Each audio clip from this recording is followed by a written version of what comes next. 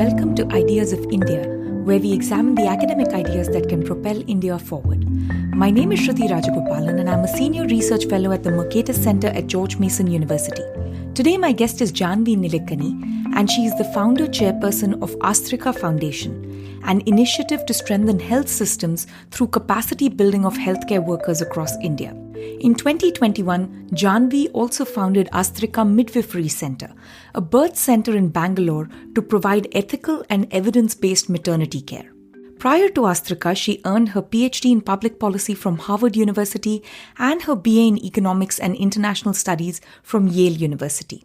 We spoke about the state of maternal health in India, the high rate of caesarean births, evidence-based medicine, and her personal journey that led her to found Aastrika, and much more. For a full transcript of this conversation, including helpful links of all the references mentioned, click the link in the show notes or visit discoursemagazine.com.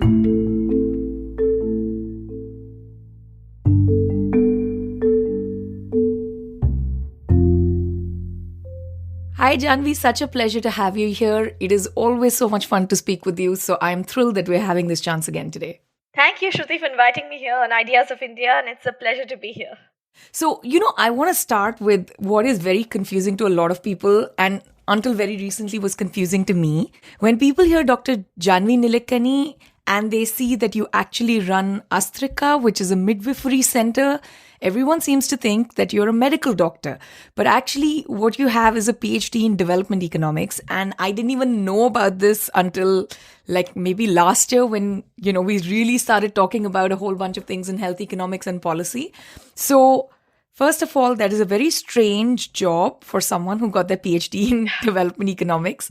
So can you tell us about sort of the journey that led to Aastrika being born? Sure, thanks.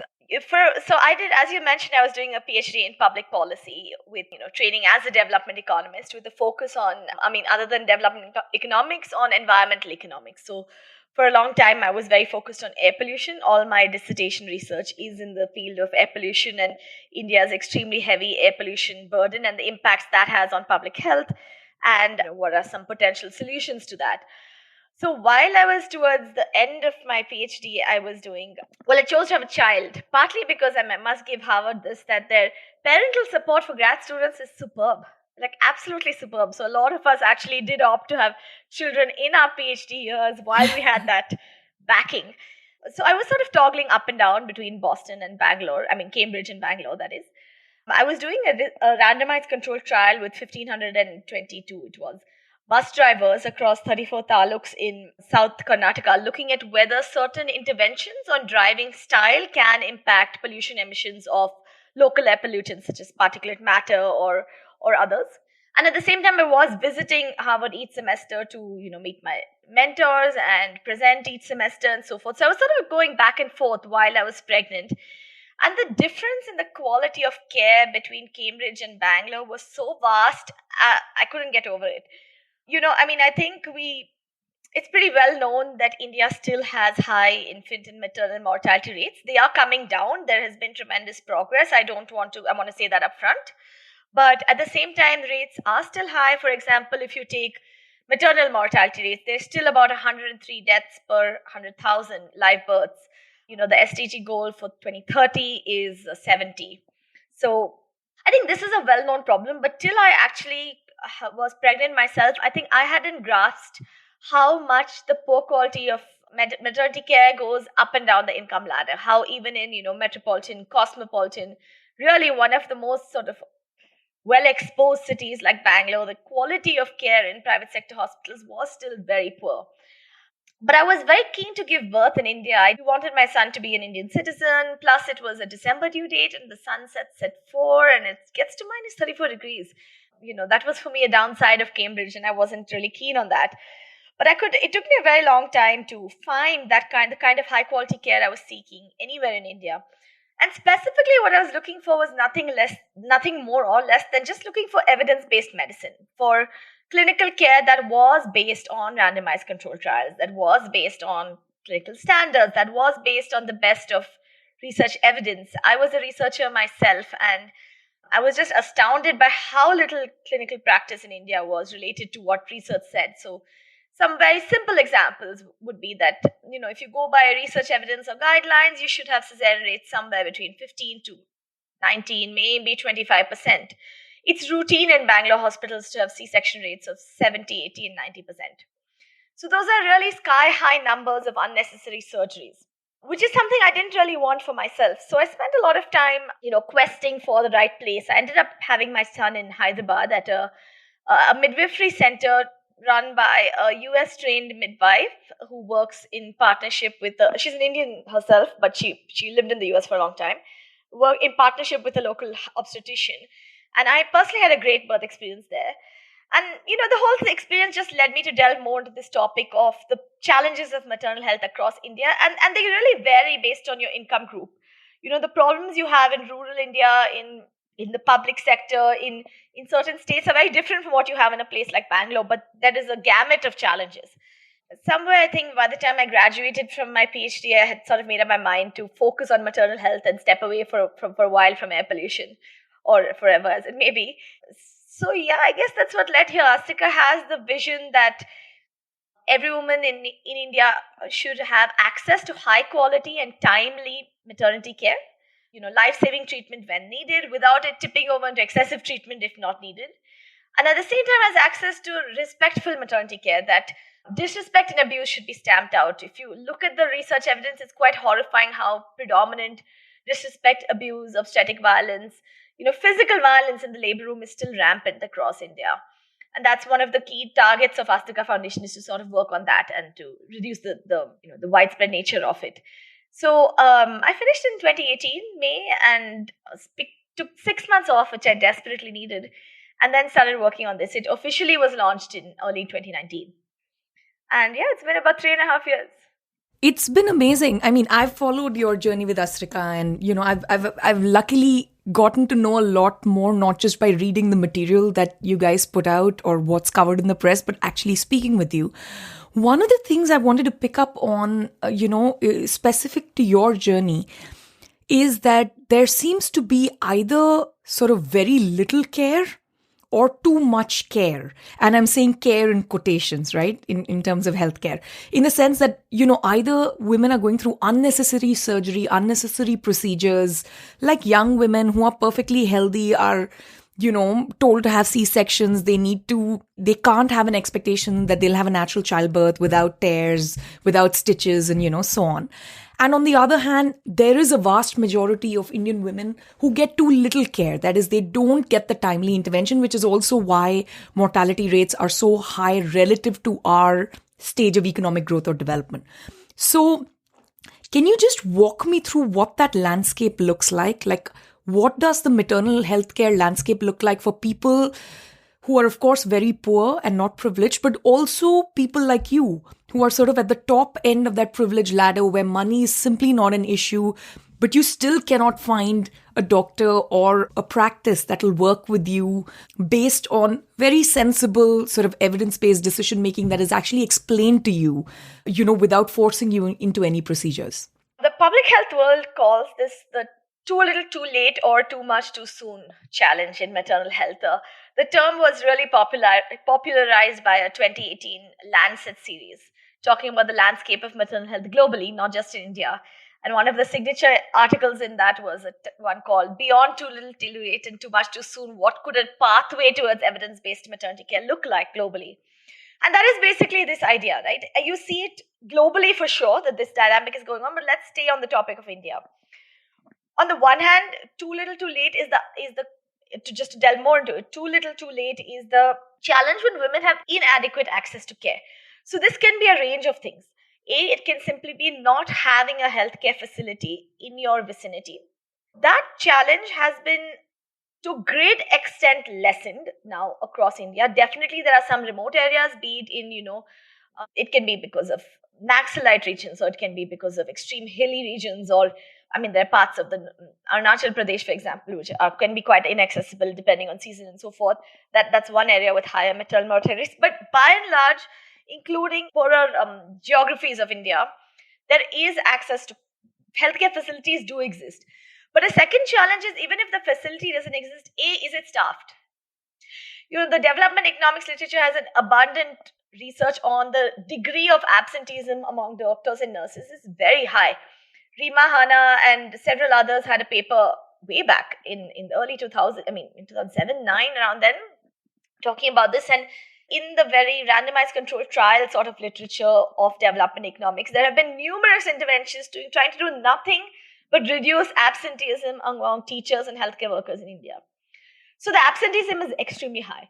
Now, let's say the facility is there, the staff is there, the quality of training that is received is not necessarily sufficient. So you may not be getting a very high quality of healthcare, even if people are physically present. That's on the skill side. Over and above that, do you have enough drugs? Do you have enough, other than human resources, do you have the other things you need to ensure life-saving care? Just to go, I guess I'm going a little deep. There's this geographic insights at harvard.edu. So that's a really fascinating geographic tracker which compares at the district level data from NHFS 4 and NHFS 5. Staying on C-sections because the data quality is very good there. Let's say between 10 and, at a population level, somewhere between 10 and 19% seems to be an appropriate cesarean rate. More than that is probably excessive, less than that is insufficient. What you do see is there are several districts, I think there were about 70 between NHFS 4 and 5, where the number of cesareans in that district actually dropped between 15-16 at NHFS 4 and then the 19-20 NHFS 5. And this really tells you that most likely, from everything we know, these would have been districts where the district hospital 5 years ago happened to have both an obstetrician and an anesthetist.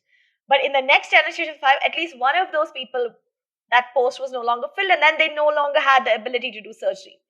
There are districts in this country which do not have the ability to give emergency care. They may have a hospital, but unless it is staffed by obstetricians and anesthesiologists, you can't do emergency C-sections. The government of India's own data says that 34% of rural obstetrician posts only 34% were filled in 2016. That's the extent to which it's very hard to get specialists to go and work in obscure parts of the country. And then even after all of this, you may have, let's say you've sorted most of these things and there is an emergency facility in the district and so forth, you do run into this challenge where referral pathways are inadequate. So let's say there's an auxiliary nurse midwife, an A&M in a rural primary health care center in Bihar or so, who is skilled enough to appropriately identify that this woman needs to be referred to a tertiary center, but still may not have the ability to actually move that person, that lady, from the PHC to the staffed emergency center in the vicinity. And all of these cover what is called too little too late, and all of them are still unfortunately very widespread. The other challenge, generally they're talking about prevalence. Typically, too little, too late is relatively more prevalent in the public sector than the private. It is, of course, more prevalent among poorer socioeconomic segments rather than the wealthier. Plus, there are certain states where it's sort of still widespread. But the opposite challenge is what is called too much too soon, which is an excessive amount of, literally too much intervention too soon before it's needed, where heavy duty interventions, I'm not talking about mild ones, like full-blown cesareans, augmentations, inductions, episiotomies, a whole gamut of medical interventions which do carry dramatic morbidity. They have side effects for women, substantial ones. So these have also become extremely prevalent in many parts of the country. So I think the scale of it is sometimes shocking. As I've been mentioned, 10 to 19% or so seems to be the range for population level good outcomes in terms of cesarean rates. So for example, Scandinavia, the Netherlands, many of those countries have cesarean rates between 15 and 20%, and they seem to have the best maternal and neonatal health outcomes. The United States, I believe, peaked at 32% nationwide in cesarean rates, and it's on a slightly downward trend or stable at the moment. The UK has very recently climbed into the low 30s, used to be in the high 20s. In comparison, Telangana has a statewide cesarean rate of 61%. You're talking about doubling the C-sections compared to the United States. And this is across rural, urban, private, public. This is across the state of Telangana. There are 3 states in India, Telangana, West Bengal, and Jammu and Kashmir, where based on NHFS 5 data, C-section rates in the private sector are more than 80%. There's just a sky-high rate of unnecessary surgery. C-sections are the most common surgery worldwide, and I think there are very few other surgeries which have become this normalized, where it is so much seen as a choice, almost like, are you going for this dress or that dress, or in a very, very casual way, without either at a social level or at a medical level, and understanding that at any point, any human going through any surgery faces substantial surgery related risks. And that understanding seems to have almost vanished from India's urban landscape, which in a span of a few years, like barely a generation. So India basically sees all of this. Sometimes in the same birth, you'll have both too little, too late, where you have inadequate access to respectful maternity care, and too much too soon, which is can be a completely unnecessary intervention. That's a very high level picture. The other major challenge we see across India is that disrespect and abuse is rampant. Both I talked already about the sort of physical abuse that you may see in certain settings, but even in the urban private healthcare space, there is a lot of non-consented care where people don't have appropriate informed consent before something like a surgery is done. And that is a type of abuse. I'm not saying it's the same as slapping somebody in labor, which also happens in other segments of society. Yeah. But and happens shockingly often, yes, relative to what one would imagine, yes, especially what men would imagine. Yeah. Yes, some of the reporting on this, if you read, it's like in the same public hospitals, you will see far more abuse in the labor room than in, say, an orthopedics department. Even among the wealthy, surgeries done, be it for profit or convenience or whatever, is inflicting side effects and physical harm on somebody for reasons that are not in that person's best interest. It is certainly a type of, well, it's certainly not appropriate care, if nothing else. And the other thing is, when this is happening during childbirth, a lot of the consent seems to vanish out of the window, right? Especially because they think, oh, the woman is in too much pain, or she's not capable of giving consent, or they'll just ask a random family member. Or even if the mother says that, no, I do want to have a natural childbirth, they will give all kinds of incorrect information or throw terrifying statistics in that moment and say you're harming your baby and you must do this procedure. So there's also a lot of complicated consent issues, even if there is no abuse in the more wealthier sort of elite sectors. Women are literally pushed into things that they really don't wish to do. A lot of what I call fear-based consent rather than truly informed consent. This was part of what I found so challenging in my own pregnancy, because Harvard's IRB was making me go through insane amounts of informed consent to ask drivers about their driving practices, in comparison to which I was not receiving any informed consent from major medical That's actually so interesting that you say that. Yeah, because the review board, when you do an RCT or any kind of survey and so on, it's a very high bar, as it should be. And like you said, this is about are you using CNG, diesel, gasoline kind of decisions, or what route are you driving? Whereas when it comes to, hey, I want to have natural childbirth, I want to make sure that there's no tearing, there's no stitching, there is no unnecessary C-section, people are just not giving you the information that you deserve. And this is entirely not even about you doing this, running this survey with other pregnant women. This is literally happening to you. So what were some of the strange things that you encountered during your pregnancy? Oh, wow. The reason I ask is I think your personal story illuminated a lot to me, because of all the people that I imagine having difficulty in getting excellent care, when it comes to childbirth and maternal health, Janhavi Nilekani is not someone who comes to mind, struggling with the appropriate level of care, not too little too late or too much too soon.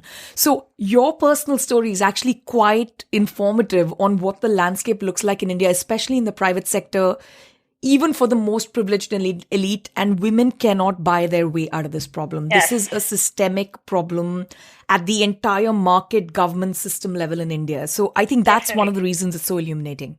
I think to some extent, the fact that I was a PhD student at Harvard and had full health insurance, I always had the backup of giving birth in Cambridge. And you know how we talk about, the people have bargaining power if they have exit options. Gary Becker has written a lot about that in the context of marriage, right? And that's a common framework in economics. And fundamentally, by always having the option to walk out to the US, that gave me power that the average Indian urban woman does not have. Yes, in a way, it's shocking how much I myself had to struggle and strive for one birth. So, though I personally am not a believer of natural childbirth, I would say. That's maybe because the way the word is used liberally. A natural childbirth, people use it to refer to intervened births. And a lot of people genuinely want that. I was never one of those. What I was looking for was an evidence-based birth. What I wanted was interventions which science and research and meta-analysis show that the benefits outweigh the harm, and I did not want interventions where the harms outweighed benefits. It was as straightforward as that, which was nearly very hard to get. Even in the US, evidence-based practice in maternity care is not where one wishes it should be. So, for example, there's a lot of lag between when, say, the American College of Obstetricians, ACOG, will put out a protocol and it being adopted nationwide. All these lags are there, but that's sort of in the normal scheme of how long it takes to disseminate best practices. In India, it was far more dramatic than that. So, as I've mentioned, so Bangalore is a city with 60, 70, 80% cesarean rates, if not sometimes higher, in private hospitals.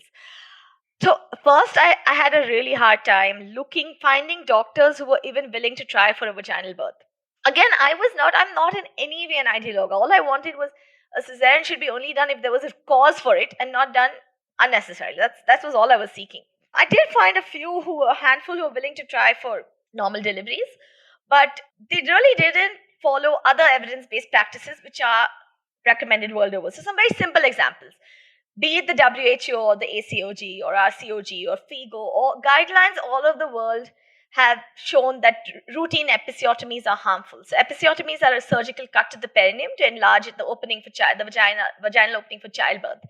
And in India, they are done at the rate of 85% or more of first-time mothers. Pretty much universal. Published research in some tertiary hospitals says 85%, but if you colloquially, I don't know any. Anecdotally, every place, at least in Bangalore, seems to be at 100%. And I could not find any hospital who would agree that to follow global protocols on this. I did argue a lot with my obstetrician, saying, look, here are these RCTs, here are these systemic reviews, here's this meta-analysis. Evidence from every corner, guidelines from every corner says this is a harmful practice because it tends to cause tearing, it tends to cause slower recoveries. Generally, the harms far outweigh any benefits. And she said, Janhavi, but all this research was done on white women and you are an Indian. And that threw me. I think for a few minutes I reacted in a completely PhD student way, being pulled up in front of, Harvard, Cambridge's development economics place is stressful. It is filled with potential Nobel Prize winners pulling you up. So I went straight into the external validity of the research and reacted in a very sincere, okay, let me go vet the quality of this research kind of manner. But then eventually I realized they were also doing things like shaving and enemas. In a way, they were doing a lot of things which are almost 30 or 40 years behind protocols. And there was a moment when I said, okay, I call it quits. I can't keep striving and struggling to get Bangalore to be more evidence-based. I have to exit this market. I literally walked out of Bangalore's private healthcare market and flew to Hyderabad to have this child. How did that go with everyone around you? No, it was the childbirth version of an elopement. Everybody thought it was crazy. It is a bit crazy if you think about it. The thing is, I was sort of approaching it from three angles, right? One was, I was sufficiently decent at understanding or interpreting research to be able to understand research to know what worked or didn't work. But I think what being an economist student at the time gave me was some understanding of incentive structures. So my mother, for example, was strongly advocating that we should stay in Bangalore and then negotiate with a system to try and, do a one-on-one case exception, which could have worked. But the whole time I kept feeling it is nearly impossible to change the incentives of any institution. Systems are geared around all the actors in it having some incentive alignment to what they're used to doing. That was one of my biggest takeaways from economics, that aligning the incentives of people is very hard, and changing the incentives that they already have for one-off exemptions is even harder. So finally, I felt I really needed to go to a place where all the institutional actors were aligned towards the same outcome I wanted of evidence-based medicine. So that's what I ended up doing. There's a big culture in India of, doctors are often treated as God. There's a big culture of not questioning what doctors say. It's changing now, sometimes in bad ways, with a lot of acrimony between doctors and patients, and you hear stories of physical abuse of doctors out of a bad client outcome. I'm not saying, there have been very bad stories in that direction as well, but still, by and large, there's a huge hesitancy at any segment of society to question what the doctor says. And there's a presumption that, the medical professional knows better. But at a system level, you're seeing such bad outcomes, and obviously at the individual level, they're taking numerous bad clinical decisions. You wouldn't get such bad statistics at city levels otherwise. No, and I think, this is, of course, this is particularly acute in the case of maternal health, but recently I've had long COVID since August, and I've realized this is also true for that. So in India, they are prescribing steroids willy-nilly, right? And pretty high dosage of steroids. Now, of course, long COVID comes with very bronchitis kind of, symptoms, a lot of lung issues, a lot of coughing. So there is a lot of relief when you give a harsh dose or a strong dose of steroids, and, the coughing or the inflammation can reduce. But on the other hand, there are a lot of people, especially the elderly, where if you give a very high dosage of steroids, which is too much too soon, it's going to suppress all the other symptoms. So it's suppressing things like pneumonia, right? They actually weren't suffering from bronchitis. It was something else. And now that got completely suppressed, which means they couldn't intervene for things like pneumonia until it was almost too late because the medication was too strong too soon. Once again, just, rampant abuse of antibiotics, again, too much too soon, which is, of course, a public bad at this point because it has this huge externality in terms of antibiotic resistance. So, I can see what you're saying in terms of incentives, but can you also spell it out in the case of maternal health specifically? Like, what are the incentives? Is it that C-sections are easy to schedule? These doctors are super busy, which means they can do 6 or 7 a day. Whereas, when it comes to a regular childbirth, we don't know how many hours the woman's going to be in labor. We don't know what kind of staff you need. You might need more trained nurses. You might need, someone who's a trained anesthetist, a doctor who can be there on call the whole time. So is it simply a question of convenience and cost? Is it a question of supply? What are the incentives that make this problem so problematic, especially in urban centers in the private sector? I think that it's pretty multifaceted. There are a whole range of issues going on. I'm not going to talk about the public sector at all at this point for this. But I'm going to look at the entire private sector, including many of the smaller nursing homes, which are often a single doctor who lives in a flat above a nursing home. Because a lot of the cesarean rate is driven by that. It's not only, I think it's not only your big chain hospitals, but a lot of individual nursing homes as well. So looking at private sector, urban maternity care. One, straightforwardly, is cost. A lot of places charge substantially more for a cesarean section, and hence it is in the hospital's incentive to do more cesarean sections. Of course, they're making more revenue per procedure. That's one. More important than that, I feel a second, but actually more important factor is that cesareans are much more cost efficient. They are much more cost efficient. You do them back to back. You can fit. For the healthcare community, not the patient. That's true. On the supply side, the first factor I feel is that straightforwardly, cesareans are often billed at higher rates. So any particular cesarean procedure is more revenue raising than a vaginal birth. A second factor from the supply side again is that it's a lot more cost effective to do cesareans. In a sense, they take much, much, much less time. It takes an hour to do a cesarean. A normal childbirth for a first-time mother is 8 to 24 hours is considered normal. The big challenge that hospitals have is that if you want to safely do vaginal births, you need to have a reasonable amount of ability to do an emergency cesarean all the time, 24/7. And that is very cost ineffective unless you're in a large volume center. You can't, if you're going to keep an obstetrician on standby 24/7, a neonatologist on standby 24/7, an anesthetic team on standby 24/7, in case any particular birth becomes an emergency cesarean, your human resource costs and what you're paying out in extremely expensive, high human capital employees is much higher than if they're all there on a day shift during which you're largely finishing off cesarean births. You'll often see a pattern where, I haven't seen data on it, but my guess is the time of day pattern in Indian births is very, very high, where even the vaginal births which are happening in urban India are typically happening because they happen to happen in the daytime. If the birth does not take place by 8 or 9, it's usually converted to a cesarean. People aren't keeping the hospital staffed in an emergency registry at night, and that itself is shaving off tons and tons and tons of costs. Part of the reason is now jumping to a demand side factor is that cesareans have become normalized. Too much too soon is normalized in India. You're completely right. It's not only about C-sections, be it about unnecessary hysterectomies or knee surgeries, but I think antibiotics is the biggest one. If we just stop for a moment on COVID, you mentioned long COVID, and I really hope you recover quickly. But COVID treatment itself was insanely overdosed.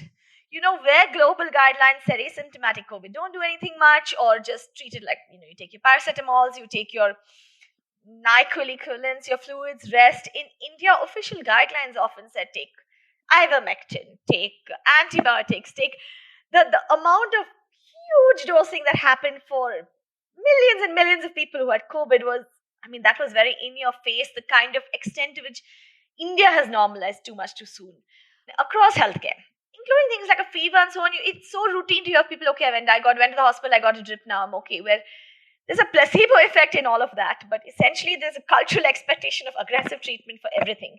Perhaps a cultural, lack of understanding of appreciation how much the body can actually recover if you just give it a little time to recover. So that's certainly a big factor. As cesareans have become normalized, the fear around vaginal births has gone up a lot. There's a perception that cesareans are safer.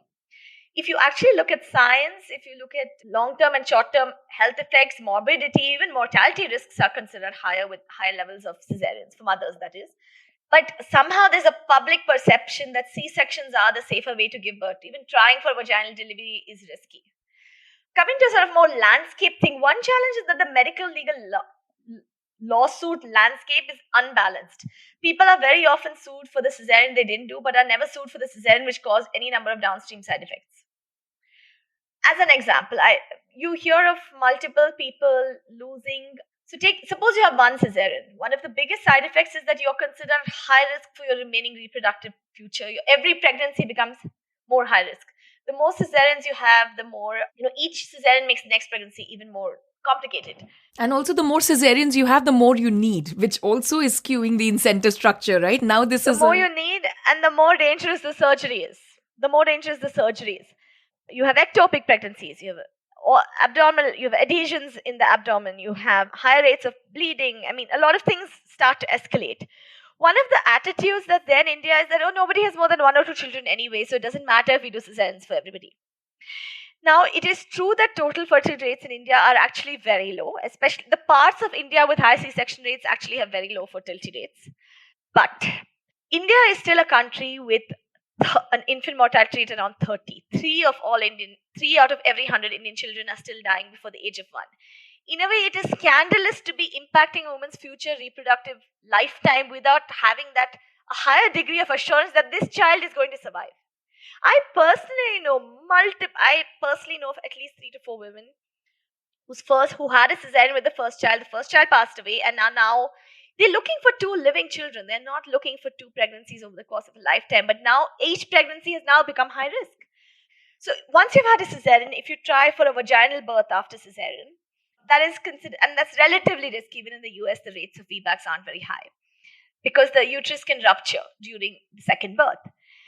Now, when you would suppose there are these ruptures and this second pregnancy child passes away or has long-term issues, in India, the kind of landscape is you will always sue or go after the doctor who dared to try a VBAC, but you would never go and sue the doctor who probably did an unnecessary cesarean the first time, making you high risk in this pregnancy. There's just never, it's completely skewed. So that is definitely a huge factor. To some extent, I think there's a fair amount of skill erosion. The more and more vaginal births are becoming rare, the less and less practice people have with doing vaginal births. The healthcare system is forgetting how to do complicated vaginal births. They can still handle the ones where the baby just sort of comes out, but the moment there's the slightest degree of complexity, these births are being done as cesarean. So the ability to do a complicated vaginal birth is rapidly eroding in India. And this is where the skill of the midwifery skill becomes so important relative to the skill of just surgeons and, OBGYNs and, the entire surgical team and surgical staff, right? Like there is a very particular kind of skill that is eroding and other kinds of skills are not eroding. Surgical skills are definitely not eroding. But obstetricians are the ones, I think, who are losing the skills to do vaginal births, complicated vaginal births. After all, professional midwives are barely present in India. There's an effort now to introduce midwifery, but it's very nascent. It has been obstetricians even 20 years ago weren't doing cesareans at this extent. So what they trained for in the 90s and what they're practicing now, of that generation of obstetricians, there would be a skill erosion because a lot of the births you would have done vaginally in the 90s, you're no longer even trying. I recently met an anesthetist who was at a big medical college in Uttar Pradesh. Even in such places, she says the substantial majority of births are cesareans because all the students want to learn surgery. They don't want to learn how to do vaginal births. These are in public hospitals. In UP, I mean, sooner or later, everywhere is going to be a cesarean. It's not just about South India anymore. So, sort of all of these are coming together to create this challenge in India. So what is the difference between, the very traditional midwifery skill in India? There is a network of Anganwadi centers and there is a kind of homegrown traditional sort of midwife and midwife knowledge, which works pretty well, except in cases which are really, really complicated, right? That has been the traditional trajectory of Indian midwifery. And there is also a global protocol and standard and training for midwives. So what is the difference between these two and what is the gap between these two? If one looks over millennia, then of course we have always had traditional culture of dyes. I mean, every society before the rise of modern medicine had a traditional culture of a village woman, a village midwife, a dye in Indian languages and so forth. In the modern public health language, they're sort of called traditional birth attendants, who are following more traditional practices. I personally feel that I wouldn't say that historically they've really had very good outcomes. I mean, the very fact that India's infant maternal mortality rates were so high even 2 generations ago, they weren't delivering that good outcomes, is my view. That I think it's a good thing that sort of modern standardized medicine has come in. I'm not advocating for return to either home births or to traditional midwives or any of the sort. What happened in India is we rather than strengthening midwives, we sort of that more or less traditional practices have been stamped out in favor of a more medicalized and obstetrician heavy model. In a way, we follow the US in this. Europe has managed to sustain a tradition of midwifery over centuries and strengthen them so that nowadays they actually have excellent outcomes, the best in the world. In fact, European midwives can lay claim to literally having the best maternal and neonatal health outcomes globally.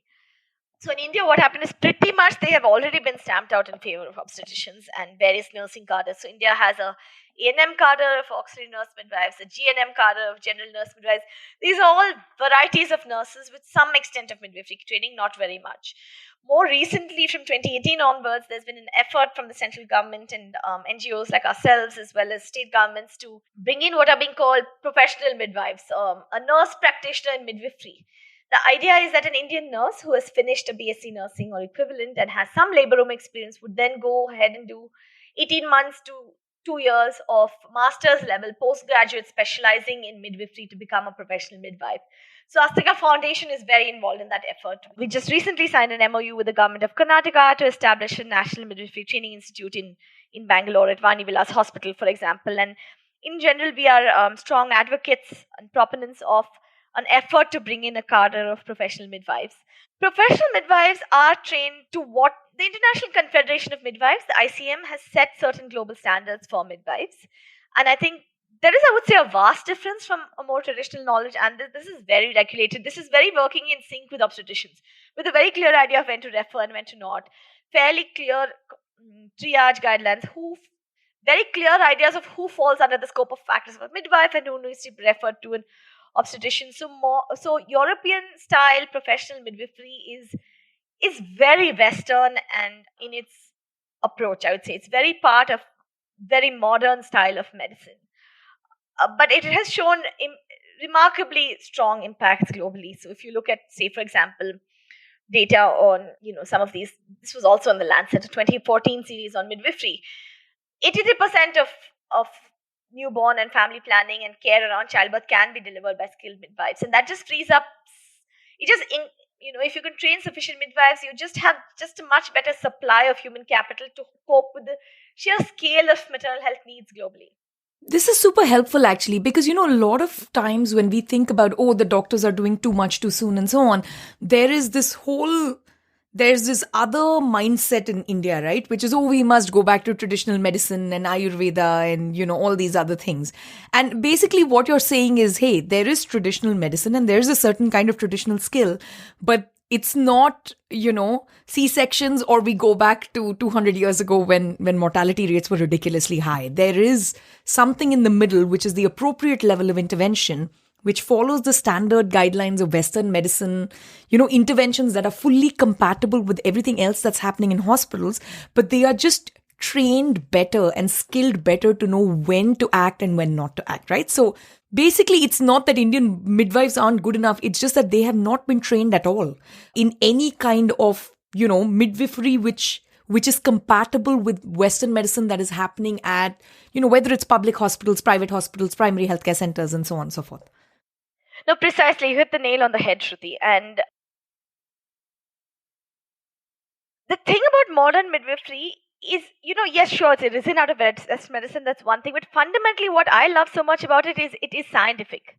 I think I'm just too much that some passion carried me through endless years of that PhD is a belief that research pushes the Pareto frontier, right? It reduces trade-offs. The whole process of research and evidence generation is to expand what is possible with scarce resources. And the thing is that this kind of modern midwifery that I talk about, professional midwifery, is from that tradition. What you do has to be based on science. I completely agree with you that in India there's a strong tradition of, focusing on natural methods or complementary medicine, or including, the whole Ayush ministry and Ayurvedic medicine. Something I personally find sad in Ayurveda, from all knowledge we have, there seems to be so much abundant promise in Ayurveda. I mean, most modern pharmaceutical medicines are often very much derived from plant-based knowledge or other traditional facts, and though there seems to be so much practice in Ayurveda, and the medicine itself seems to hold a lot of promise, it's not being evaluated as per modern standards. There just isn't that kind of research into which Ayurvedic medicines work, don't work, double-blinded, placebo-controlled trials are, if they're existent, I haven't really come across many of them. No, I know exactly what you mean. And what you mean by scientific is not necessarily Western, and you don't even mean that it's perfect. What you really mean is that it has gone through some evaluation, and it's not based on the discretion of the person performing it, and it is not based on the experience and practice of the individual.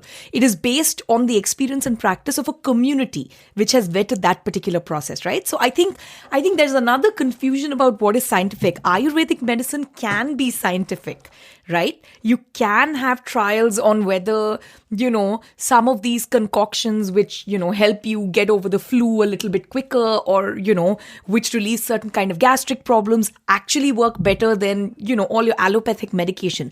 But we just don't know. Do they work? Do they work better? Do they work better in certain contexts and certain doses? So this seems to be almost a question of testing and manualizing. Is that a problem, or is that the problem, I think it's the problem. I mean, you cannot possibly say Ayurveda needs more R&D. It has 5,000 years of R&D behind it. What it doesn't have is any sort of, it's not been put under the scrutiny of, when I say modern science, a modern scientific ability to evaluate. Forget about the medical science. It's the evaluation. It's the evaluation which is lacking. I personally know a lot of people who've genuinely benefited from Ayurveda. I grew up in quite a tradition of it, and at least for small ailments, I've found it quite helpful as a child. But there just isn't that kind of rigor of, see, everything can't be cultural.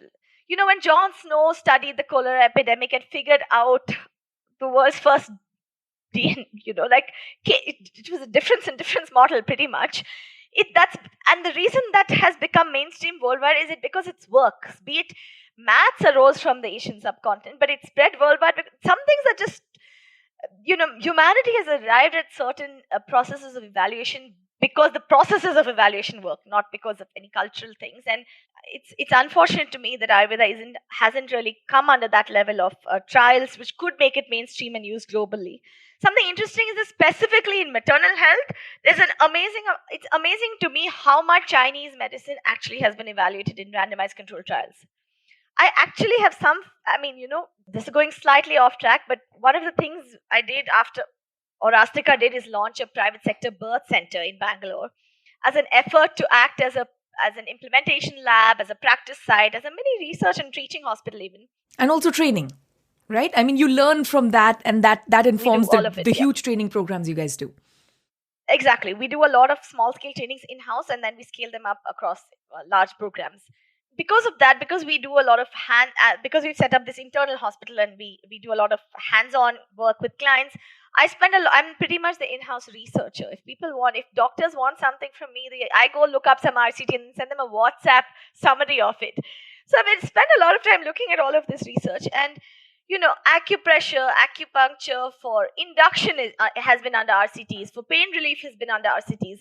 It's just the quality to which you can trust that is substantially higher because of this rigor. The other thing I find interesting is culturally, we are an interesting lot, and I'm talking about like sort of families like yours and mine, right? Urban, sort of English speaking, have basic understanding of Western medicine. And our mothers know when to give you some, kashayam concoction for whatever is going on in our life. And our mothers know when to take you to the doctor, right? But it seems like that is kind of also precisely the problem, because we don't know what is enough and what is too much and what is too soon. And when we are going to the doctor too soon, and you should have just continued that kashayam, for the flu. And when, hey, a kashayam simply does not work in this context. You really need to get a CAT scan or an ultrasound and so on. And because we have resources, our families don't fall in the category of erring on, one extreme or the other. But for most other people without the same means and without the same education, that is exactly the hole they fall into, right? They fall just through the cracks because there is one kind of medicine that they're most familiar with, for which they have ingredients at home, for which their neighbors can advise them. Each family has its own recipe, but is not put under any kind of trial or test. And there's another kind that they're completely unfamiliar with, where they just go with what the doctor is saying without any kind of questioning, because they don't know how to question the doctor. And there is a rare example of someone who is a development economist and who's kind of studying in the lap of, sort of like the birthplace of this RCT impact evaluation situation, who can then say, hey, whatever is happening in my life, I need to have that at a certain kind of, level of evidence-based reasoning or something like that, which is what makes your story so unique, but it also makes everyone else's story so tragic, right? No, it is depressing. I mean, think how many things I needed the wealth to go to Hyderabad, or at least the financial stability and the independence from family. Agency, right? To make decisions within your own marriage, within your parents, in-laws, everyone. Empowerment, the ability, as you said, to understand any science. It just took so much, and still I almost gave up because it was too hard. And it was for such a small thing.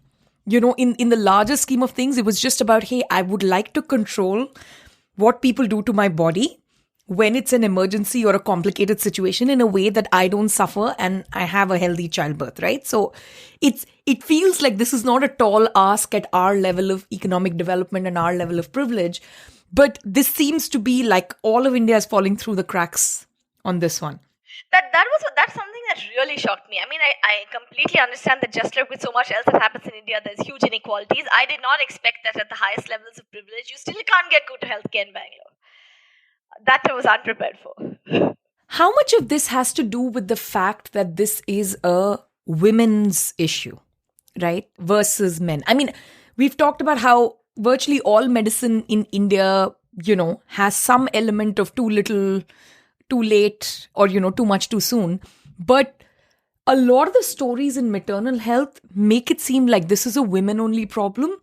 And especially when it comes to childbirth versus other, women's health issues, it feels like in this instance, it's okay for the entire family to be involved, when it comes to fertility and childbirth, in a way that it is absolutely not in any other medical decision. So to me, it feels like this is a very female empowerment agency problem, but you can tell us more about this. I completely agree, and this again is true at all levels of society. So certainly, I had mentioned it earlier, but Sohini Chattopadhyay wrote a really good exercise of undercover reporting from a public hospital. Yeah, but it's gut-wrenching. So to the listeners, we link to it in the transcript, but read at your own peril and don't. A trauma warning, a trigger warning. Oh my God, warning. it really is. Quite gut-wrenching. But it's accurate. I've heard it's accurate from many settings. That's one which is very well described. But a point she makes in that, or one of the doctors she highlights made in that, was the care that women in the labor room receive is far more abusive than what, say, men in the orthopedics department receive. Yes, healthcare is bad, but women's disempowerment is definitely making it worse. There is no doubt at that socioeconomic group. But even now, because of Aastrika Midwifery Center, our hospital that we're running in South Bangalore, I feel like I've interacted way more people from many segments of society in the last year than I had before. The choice of doctor is seen as a family decision, not the mother. There's no fund, even at the most wealthy segments of society, there is no underlying belief that a woman has a right to choose over her own body, that premise doesn't exist. So in Chennai, apparently it's your mother-in-law who chooses the hospital. In Bangla, I would say it seems, I've heard this from multiple friends in Chennai. I don't know, Shruti, would you know more? I have no idea. I don't have children, and I have spent the last 15 years outside, in the US, and I have heard horror stories in India, right? Very few in our sort of socioeconomic level. Most of the horror stories kind of come from, the woman who's working in my parents' home and, those sorts of things. Like they've literally given birth waiting in the hallway at one of the government hospitals, like a bucket was used and like some really terrifying things that I don't have the stomach for. But I will say one thing, even among my friends, one, there was a lot of intervention of the whole family. And when the woman wanted to say, hey, I want things done a certain way, it's like, oh, you're difficult. Oh, you're hormonal. So there's a lot of that going on, right? You're unreasonable. Being uncooperative. Uncooperative, unreasonable, all the favorite words for women like us. The second is, none of them had a pleasant experience. None of them. And sometimes it was unpleasant because of the way it was induced. I have heard of women literally getting scolded and screamed by the nurse after they've given birth on how they don't know how to breastfeed. And breastfeeding is not easy. It is apparently the most natural thing, but apparently it is not, because it's not easy and it doesn't come naturally to all babies and all mothers. And women are just getting yelled and screamed at, even at our socioeconomic level, when you have just gone through a really painful and traumatic, sort of childbirth experience. So I don't know anyone who's had a good experience, let me put it that way, which is frankly shocking to me because most of my friends are extremely privileged. Definitely. I mean, I think when I had a very positive birth experience, all my social circles were shocked. They were just shocked that I had actually had a positive birth experience. Forget about whether it's a vaginal birth or a cesarean, that you had a positive time, you feel you're respected, you feel you're part of what I should say, you feel the things are being done for the right reason. At our hospital, one of the things we tell clients is that we're not a natural childbirth center. So there are certain interventions like vaccines, which we advocate for everybody. But leaving aside that we try hard, you shouldn't go away feeling as something was done to you. You should go away feeling something was done with you and for you. But it's very hard to implement. Oh my God, my hair is growing white, because the healthcare system is not set up like this at all. So even to find people who are willing to change their methods so much is very, very hard. So definitely, I think this premise is that giving birth is a family decision. Which hospital you go, how you'll go about it, it is something where it's not even about interference. There's no expectation that it should be perceived as interference, there's no thought at all that this is an individual choice in the first place.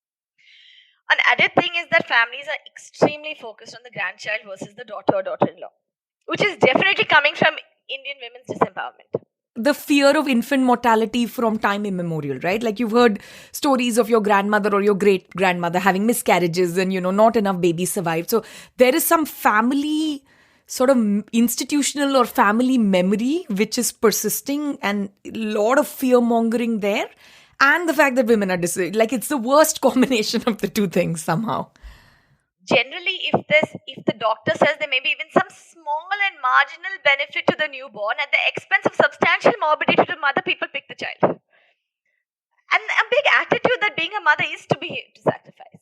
Yeah, even from that stage, right? Like even before the baby is born, the sacrifice has begun. Emily Oster is one of, I'm a huge fan. I'm very grateful to her also. I would, she might listen to your podcast for all I know.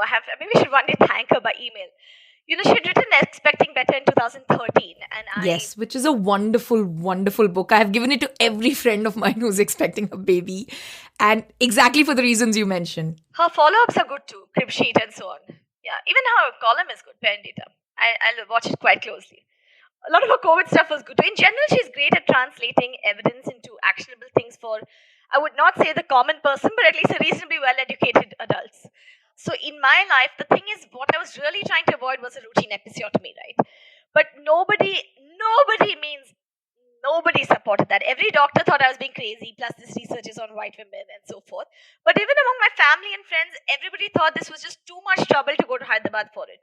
There was, very verbal attitude. So we all went through episiotomies, we got over it. It's not such a big deal. Are you really going to go to Hyderabad just for that, etc.? And I must say, one of the maybe the only thing which gave me some internal conviction, I had a lot of internal conviction, but maybe the only external support I got was actually from Expecting Better, because there's a page where Emily writes the research around episiotomies and how there's such an abundance of evidence and such a vast literature on its harms. And she actually wrote that if you come across a doctor who is promoting an episiotomy, then I personally would go and run in the other direction, because it means they haven't looked at the medical research in 20 years. And though it was actually very difficult to go to Hyderabad, it was just logistically it was a pain. I had never been there till I was pregnant. The whole thing was pure medical tourism.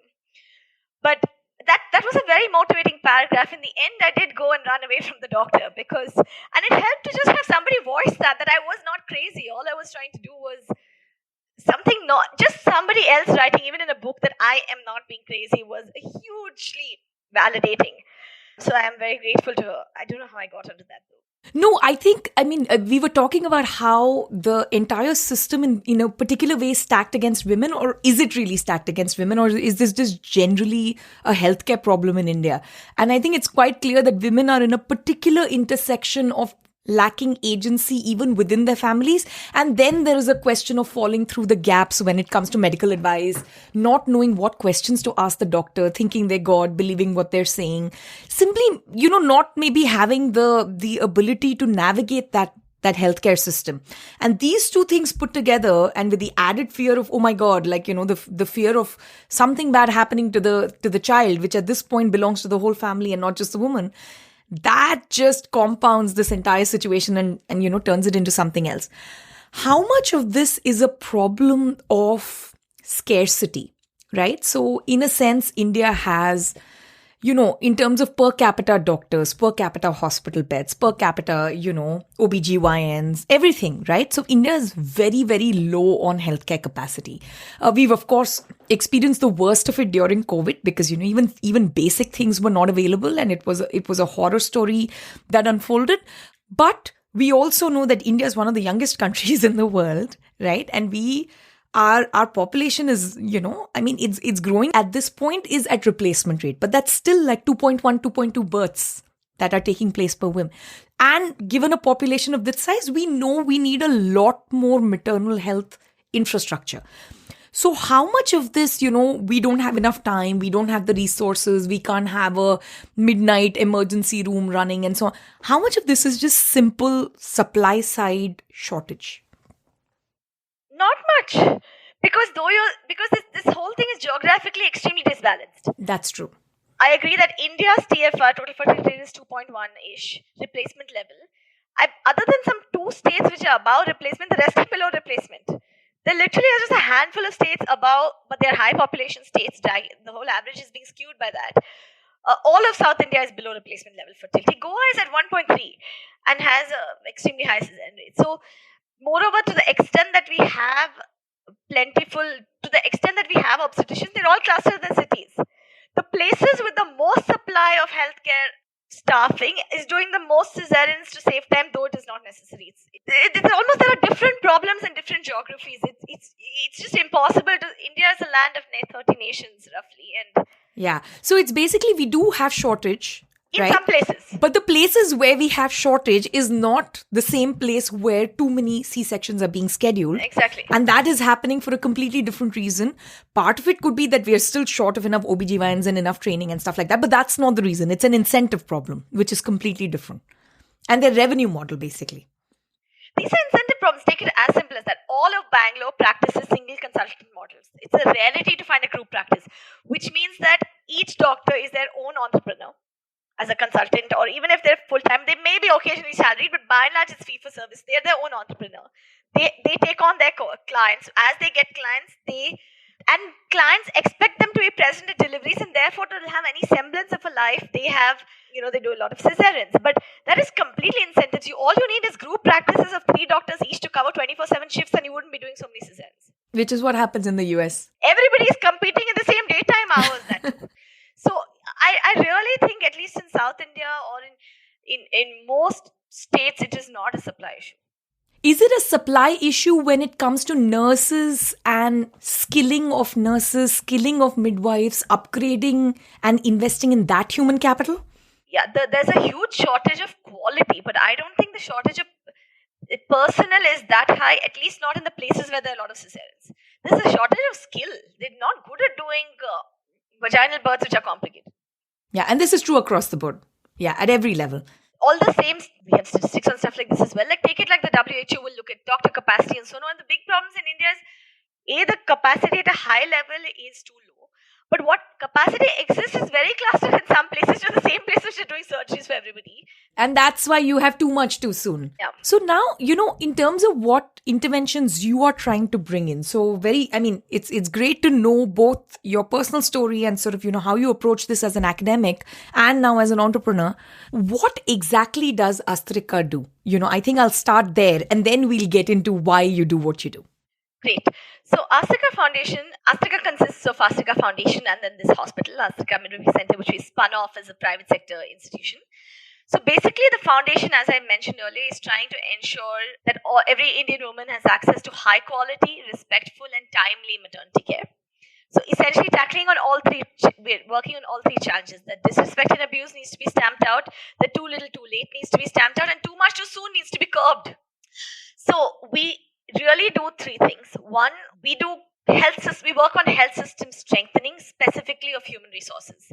So we run Aastrika Sphere, which is a learning institution or a learning platform for both online courses as well as now post-COVID we've been able to expand properly into offline courses. So for example, when it comes to online courses, we run a digital platform, Aastrika Sphere Digital, so to speak, where we partner with public health institutions across the country and across the world in a way, with like Maternity Foundation out of Denmark or Japaigo or the National Quality of Care Network, or there are a whole range of partners that we have, the Vitamin Alliance India, numerous others, I'm missing some, to create courses for healthcare workers, mostly nurses and ASHA workers, and to roll them out nationwide. So currently we have about 8,000 learners across the country, but that number continues to grow. We've signed an MOU with NHSRC and the Central Health Ministry to digitize all the courses that exist for ASHA workers and bring all of them online. So in what we're trying to do through Aastrika Sphere is increase the healthcare system's capacity on the supply side through theoretical learning, both online and offline. We're venturing more and more into simulation learning on ground, as well as proper classroom training, like physical old school classroom training and clinical training as well, working in hospitals in Bangalore and so forth. So a whole range of human capacity building in the maternal healthcare space. That's one major thing. The second major program we have is to invest in a professional cadre of midwives. So under this, we're doing several things. One is we're partnering with the government of Karnataka to launch a national midwifery training institute at Vani Vilas in Bangalore, where European midwives will train Indian midwifery faculty who tomorrow will train a cadre of midwives in the state. Secondly, the midwifery program is also creating a lot of learning content on Aastrika Sphere to try and scale skills. Eventually, we would want to be able to train midwives other than with this government program, but to directly train midwives as well. We set up this private sector hospital also broadly under this midwifery thing, to have a site to train midwives, a site to practice with midwives, a place to actually to see how you can have interdisciplinary care with midwives and obstetricians. And then finally, we increasingly want to work on advocacy work, on demand generation for high quality care. One of the problems in India is that women at every socioeconomic level have normalized atrocious maternity care. Even the wealthiest and most privileged do not, as you said, you don't know anybody who's had a positive birth experience. You assume it is not possible, and then you go along with it. And unless at least the elite stand up and demand high quality care, the supply side of any system will not respond. So demand generation for high quality care through advocacy work is another vertical that we have not too much ventured into yet, but is definitely in our medium term plans. And between these three pillars, largely, we really hope to make a sizable dent both in terms of lowering infant and maternal mortality rates, as well as on stemming this incipient this epidemic of over-intervention, at least contributing to stemming it somewhat. Can you give us a good way to think about how many midwives does India need at the skill level that you want them to be at? And also, continuously training, right? So how many midwives are we short of? Professional midwives? Yes. I believe that we need 150,000. And I'll give you the why I'm saying that. So the government did an in-depth calculation. There's a guidance note from the Indian Nursing Council. A complex calculation on why you need 83,000 midwives only to staff the high caseload public health facilities. Wow. And then when you also count the low caseload public health facilities as well as the entire private sector and those people who are still giving birth at home, to cover the entire population, for every woman to have access to midwifery care, you need 150,000 ballpark. So we have only 300 trained midwives, not traditional knowledge, but sort of, trained at global standards, familiar with Western medicine and so on. And we need 150,000. Now, how can your model scale, right? This is, in India, everything needs to scale. And in particular, I feel like, relative to what is happening with, doctors and healthcare centers and a whole other infrastructure. On the one hand, it feels like training midwives is quite easily scalable, but on the other hand, I have no idea what the difficulty is, especially at the kind of level of skill that you are expecting from professional midwives. So a lot of when I talk of Aastrika Sphere, a lot of our training programs around training of nurses are designed for scale. In fact, that entire program called Aastrika Sphere is designed to scale up. The digital platform, for example, is built on the technology behind Diksha, which has been used now in India to train 13 million nurses. So tech-wise, it's already designed for scale. Even in terms of ability to reach people, we are working hard on partnering with central and state governments to directly, in a way, the government already runs a lot of training programs. What we're trying to do to a great extent is to improve access to them, to digitize them, to have them available self-paced on a mobile phone in your home. So I think the ability to upskill nurses is quite scalable, and already people have been working on it for decades. There are numerous public health NGOs working on it. In a way, it is working, right? At the end of the day, mortality rates are falling from everything. It's not like it's all not working at all. So I think that is scalable, that continues to scale. Scaling midwifery, I think, is very hard. We are very, very far from. I don't think we can achieve 150,000 midwives. I don't even know if there's demand in India for that. Plenty of people are still fine with very obstetrician heavy models. So, but currently, it should be reasonable to scale up to at least a few thousand midwives, which itself is enough to make a sizable dent. We're going from nobody to a sizable dent. So the way the central government's program works is that there is a network of institutions, medical colleges, public medical colleges, which have been accepted as sites for national midwifery training institutes. So we are working with one in Karnataka. The Bill and Melinda Gates Foundation is funding for UNICEF, WHO. There are various international and prestigious and other partners and foundations who are adopting, taking on one NMTI each. If each NMTI over a couple of batches, let's say you could get to a pool of 200 or 300 midwifery faculty in 5 years easily.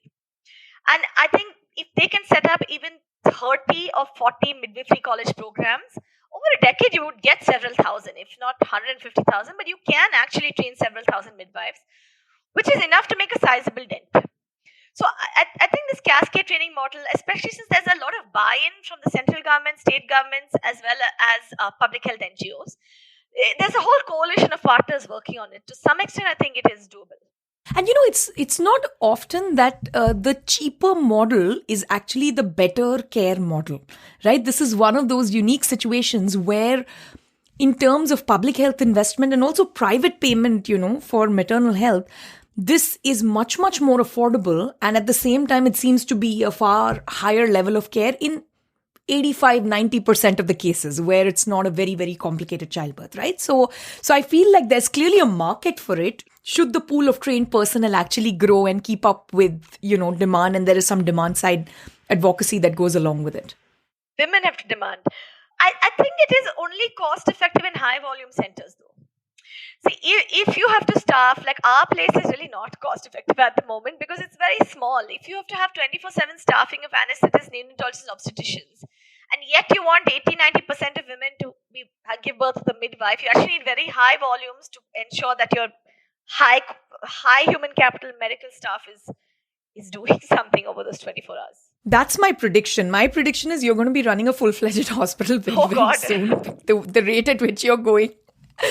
Because No, because you're the kind of person who... At some level, we need it. To train as many midwives as we do, we need to have the volumes to do training. Yeah, one is a volume, and also you're the kind of person who wants to sort of, almost personally test and follow through on each of the challenges that you're facing, right? So my prediction is this is going to end with like a, full, really large maternal health, maybe more, fully like enormous hospital that you're going to eventually end up running. And I think you're the right person to do it. So I'm not too worried about that. One question I have is also so you have the foundation and you have the center, right? Where you actually have, it's a birthing site. Yeah, I see pictures on Instagram that you post, women having these great birthing experience, so on. It almost feels like you've tried to like complete this feedback loop. Like there's a difference between academic literature that we read, and there is some stuff that we can get from it, but there's also a wealth of context and knowledge that one can get from anecdotal evidence, right? Women coming and telling you horror story after horror story, actually understanding how women's agency works once they enter a maternal health center and so on.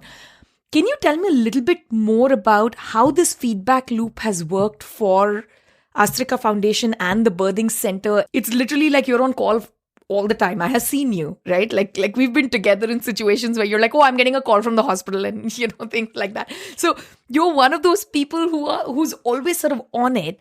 What is the feedback loop that's coming in from running what is a very personally and professionally very costly endeavor? Though it is different, it honestly is personally and professionally costly. And I like how you brought all that into the podcast. It is very true. We keep hiring people, but somewhere any new venture is fraught with challenge for the leadership that is trying to found it, right? So that is the story of my life at the moment. I think we're getting a huge amount of learning from it. And in that sense, basically Aastrika Foundation launched this hospital, right? It's structured in the private sector, but it is a product of our NGO. It was set up to fulfill our NGO's larger aims. And we have already, in just over a year, actually found ample return. I'm not talking about, it's certainly not financially very profitable, or it's not at all, but highly loss making. But I meant in terms of social return on why an NGO would say, okay, this is something we want to do at all.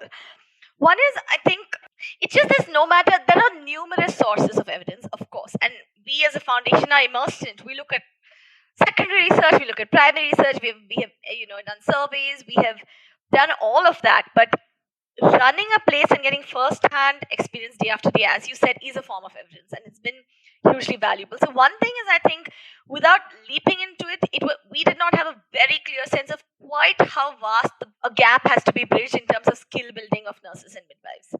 It's when you try and hire a few after interviewing gazillions and gazillions, you really realize the state of the market and what is the extent of skill building that is actually necessary. The rarity of talent, even among healthcare providers who are willing to practice as per international evidence-based protocols. So a lot of what a hospital is trying to do is bring European or international quality of care to Bangalore. There's nothing magical about what we are trying to do. What's innovative is trying to do it in a developing country where it's really not the norm. So it's been even in terms of what is the situation with doctors, why are there a lot of this day-to-day immersion is where I feel confident giving certain reasons why cesareans are happening. It's from having immersed myself sufficiently in this space. One of the things that took me aback is I was not prepared for how many families are so ready to have cesareans. Yeah, you schedule it on a good day, nice astrological day and so on, good time of day. Avoid Rahu Kalam. Even with normal births, we sometimes get pressure. Can't it happen before 7? After that, it is Rahu Kala or whatever. Recently I was like, is that really fair astrology-wise? Shouldn't it be as per the stars? Otherwise, if you're engineering it, is it quite the same in terms of fate? But then I realized even in the Mahabharata, Bhima waited to pass away, at an auspicious time. So we have an age-old culture of trying to time life and death. And that is actually a big factor behind cesareans in India. It is a substantial demand-side factor for it. I think doing it on the ground has taught us how hard it is, how much time it's going to take. But it's also hugely gratifying that change is possible. At some level, no matter how many MOUs you sign with state governments or central governments or partners and so on, we're doing fantastic work at Aastrika Foundation. Still, in general, the pace of change in any NGO can be a little slow. That is the nature of the work, to keep going after it till you achieve any NGO works like that, but having a hospital, at least we know where these 57 women, almost all have genuinely had positive birthing experience. That is an achievement, and that is a motivator for the entire foundation team as well. That at least when we tried that what we are doing works here, and hence we have confidence to advocate it elsewhere. We were very keen on not just talking. It was actually important to us to walk the talk, and this whole hospital is an effort to do that. No, and at a very basic level, this whole exoticizing Indian women, I was having this conversation with Ashwini Deshpande, and she was telling me this, female labor force participation problem. We walked away from demand and supply forces, and we made it an exotic Indian culture thing, like, in a lot of the literature. And it's the same answer that you got, right? Like all these RCTs are on white women and they're on Danish women and Swedish women. Does it really apply to us? Like we're like some exotic species, for whom nothing works.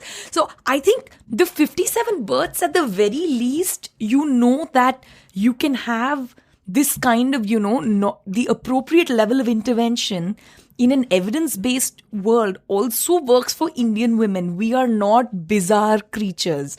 And I'm not saying culture doesn't matter or context doesn't matter. Women's, Indian women's agency problems, family problems, all of these things are huge. Rahu Kalam being an issue for C-sections, of course, culture matters, right? But on the other hand, we are not like, from Mars. A lot of the standard stuff, medical interventions or lack thereof will also work on us the same way that they work on other people. At the time, I think I was just bewildered, but over the last 6-7 years now, it's been more than 6 years that I've been since that episode, I've always looked back and said, what is your Bayesian prior? Why would you start with the premise that Indian women are not women? How do you begin there? Obviously, first you're women, then you worry about ethnicity. It cannot be that research done on the human body is going to vary that much by culture. And it's a very strange premise to start from. But you're right that is happening in multiple fields, not only in medicine. Yeah, and it's happening. I can see it creeping in economics, and there is, I think one part of it is, I have sympathy for researchers and writers, especially, people who are writing in newspapers and on Twitter and so on. You want to be culturally sensitive, right? So I get the line that people are trying to walk, but at the same time, all humans are rational. Like Homo economicus is applied across the board. As an economist, I'm often offended by, like this, like what Ashwini was saying, this kind of like turning us into exotic creatures and so on. Actually, I follow Aastrika on social media and things like that. So I really like seeing the happy, positive stories. Just at that level. The other question I have is, it's great that you are marrying the global literature on this, the randomized control trials, the medical, control treatment, very, very strong, trials that you have in Europe and the United States and so on. And marrying it with how we can introduce it in the Indian context, which has all these capacity problems at every level, cultural issues, agency issues. But I also want to ask you the flip side. What are the limits to evidence-based decision-making that you find now that you work in this space? And I'm not just asking from an external validity point of view, which is, is that particular study valid here? But just more generally, because you come from, again, such a strong background and prior in using evidence-based decision-making, not just at the policy level, but also at the individual level. So much so that you went looking for it in your own, childbirth story, and you eloped to Hyderabad and lived happily ever after, and, all of those things. But are there limits to that? Is there a role for experimentation in maternal health in a way that may almost run contrary to what the evidence-based literature is teaching us and so on? I don't know if I lived happily ever after. I went on to worrying about evidence-based parenting and appropriate preschool pedagogies, and is there evidence to support any particular style of teaching, reading, and so forth. But again, I'm going to go to Emily Oster here. But when you're taking decisions, yes, data is critical. But at least when we talk about individuals, preferences are hugely important. At the end of the day, if a woman wants to take a choice which is not evidence-based, I think, as a healthcare provider at a hospital level, of course, I'm still going to recommend against. But I think at some level, I do believe that as women, our right to bodily autonomy and informed consent triumphs the need to take evidence-based decisions. Now, obviously, being a sensible hospital, if somebody really opts for something which I find is risky, we would make them sign informed refusals. But people have a right to both informed consent and informed refusal, because unless you have the right to refuse in an informed way, your consent is meaningless. Not exactly what you asked, I think, but that where people have strong preferences, that needs to be taken into account in any decision making.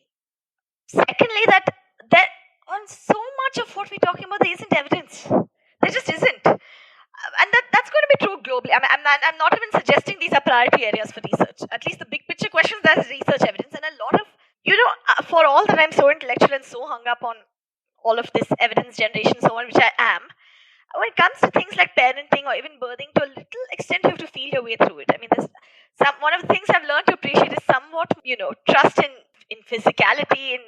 It's helped me, I guess. Your instincts, right? Yes, to trust instinct and intuition somewhat, especially with parenting, because very often you, just by being there all the time with your child, are picking up a lot of things where a book will not know as much about your child as you do, and you have to have some ability to trust your own judgment, at least over some course of time, if not the day you give birth.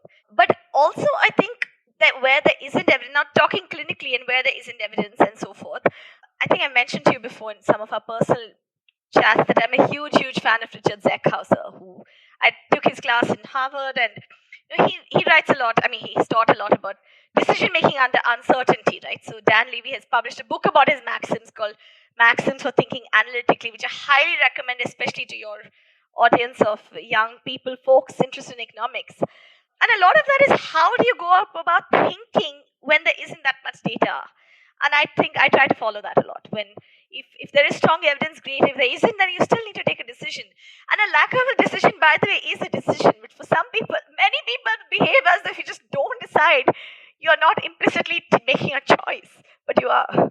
No, I think actually this is, you've touched on two very important things. I think one is just subjective knowledge, like you know your body better than the next person, you know your child better than, the neighbor and the school teacher and so on.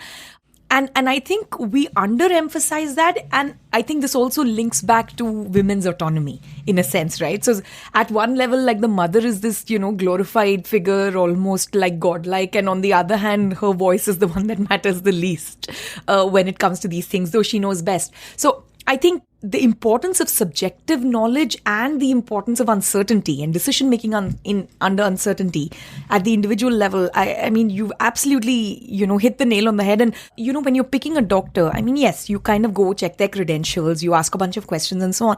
But past a point, it's instinct. Now we've reduced it to bedside manner, right? That's the term that we use. Oh, this person has better bedside manner, so I felt more comfortable.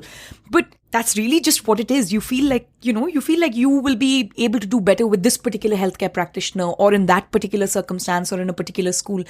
And in some sense, the research doesn't capture the value of that or how much of that happens in our daily life. But this has been hugely, illuminating. Every time I speak with you, I feel like I learn 15 new things. So it's always just so lovely to speak with you and so lovely to watch what Aastrika is doing. Thank you so much for doing this. I hope you come back and we'll chat more, about a whole bunch of other things, because I know you know so much more about healthcare policy. And this conversation was very focused on what you're doing day to day with the foundation and the hospital. Thank you so much. It's been a total pleasure. And though we've spoken multiple times before, this was still great fun.